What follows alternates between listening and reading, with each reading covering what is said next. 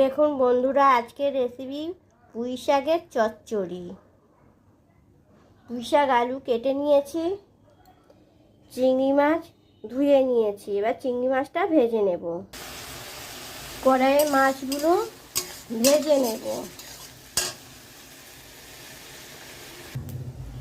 ওই কড়াইয়ের মধ্যে হিং আর 5 ফোড়ন ছক দিয়েছি।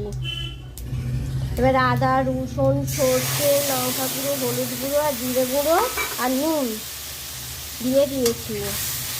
মশলাটা কষিয়ে নেব। মশলা কষা হয়ে গেছে, সবজিগুলো তুলে দেব। এবার নেড়ে দেব।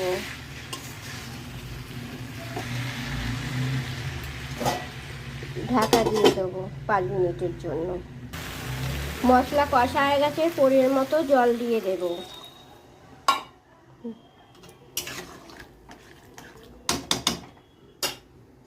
ঢাকা দিয়ে দেবো সেদ্ধ হওয়া পর্যন্ত। গরম মশলা দিয়েছি, চিংড়ি মাছগুলো তুলে দেব।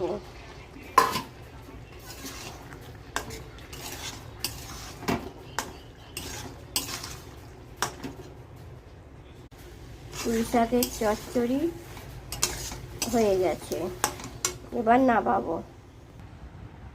দেখুন বন্ধুরা, এইভাবে পুঁই শাকের চচ্চড়ি বানাবেন, খেতে খুব ভালো লাগবে। ভিডিও যদি ভালো লাগে লাইক সাবস্ক্রাইব করে দেবেন।